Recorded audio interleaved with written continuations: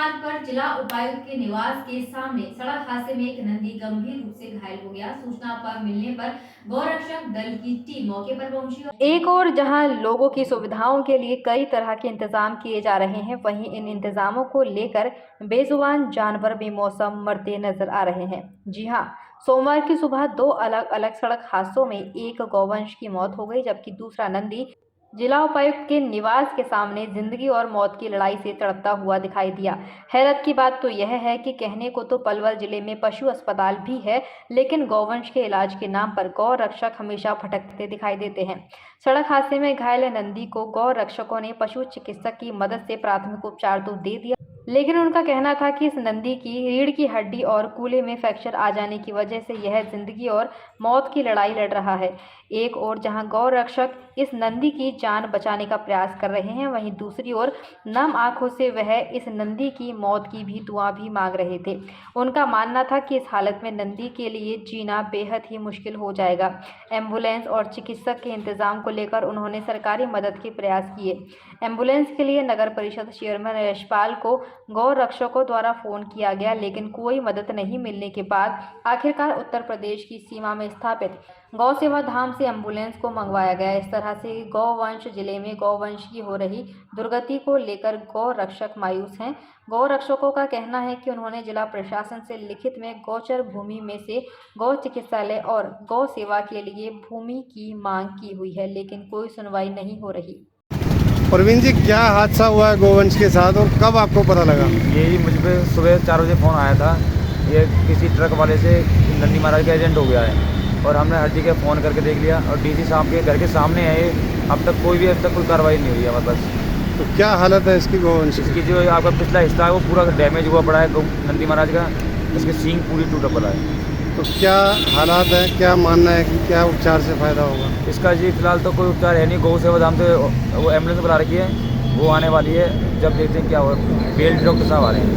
वो सेवा धाम जो आपने एम्बुलेंस बुलाई है, ये उत्तर प्रदेश में है ना? हाँ जी, उत्तर प्रदेश में। हमारे हरियाणा में पलवल में कोई सुविधा नहीं है क्या? पलवल में कोई सुविधा नहीं है जी हमारे पास। क्या नाम भी आपका? मेरा नाम दीपक।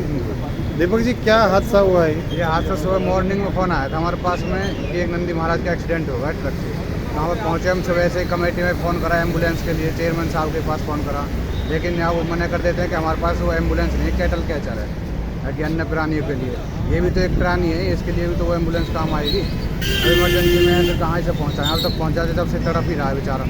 हॉस्पिटल पहुँचा देते, अब तक इलाज भी चालू हो जाता है इसका। किस जगह पे हादसा हुआ है? ये हादसा हुआ डीसी रेसिडेंसी के बिल्कुल जस्ट सामने का। तो क्या मानना है किस तरह के वाहन से ये हादसा हुआ? वाहन तो ये बड़ा ही वाहन है, कोई ट्रक वगैरह से हुआ है, छोटी गाड़ी से तो नहीं। इस तरह के हादसे अक्सर होते हैं, गौवंश चपेट में आते हैं और पशु भी आते हैं। क्या मानना है, क्या तरीका है ना हो? तरीका यही है, ये कट छोड़ रखे हैं जगह जगह, कहीं पे ग्रिल भी नहीं लगी हुई, ग्रिलों में से रास्ता बना रखा है। गौवंश बेचारे कच्ची जगह पे रहते हैं, उस टाइम बारिश का मौसम चल रहा है, वहाँ पे पानी भरा पड़ा है, तो इस टाइम रोड पर बैठने के लिए आ जाते हैं, फिर बीच में आ जाते हैं, तो ग्रिलों में फिर रास्ता नहीं मिलता निकलने। गौशाला की मांग भी आप लोगों ने की थी, अगर वहाँ ये सब हों तो शायद इनकी ये हालत ना हो। बिल्कुल करिए जी, पर कुछ नहीं हो रहा, कोई सुनवाई नहीं हो रही आगे। आपने कहाँ गौशाला की मांग की हुई है? अपने एरिया पलवल के अंदर ही करी थी। किससे मांग की हुई? चेयरमैन साहब से बोली थी, एम्बुलेंस के लिए बोली थी।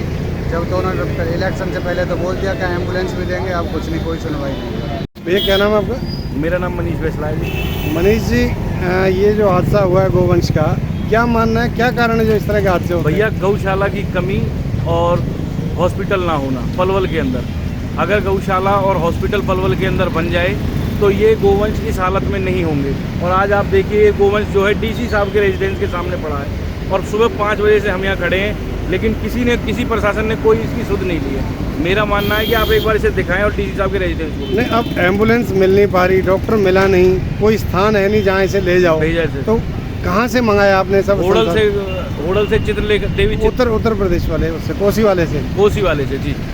तो पलवल में क्या ऐसी कोई है नहीं? कुछ नहीं भाई साहब, ऐसी कोई सुविधा नहीं है। कोई मांग आपके गोरक्षकों द्वारा की गई है? गोरक्षकों द्वारा हमारे लिखित में चेयरमैन साहब को दिया हुआ है कि हमें गौशाला और गौ हॉस्पिटल के लिए ज़मीन दी जाए, लेकिन अब तक उस पर कोई भी प्रस्ताव पास नहीं हुआ। एक आलापुर की कोई गोचर भूमि भी आपको मिलनी थी, उसका क्या रहा? उसका भी अभी हमारे पास कोई जवाब नहीं आया है।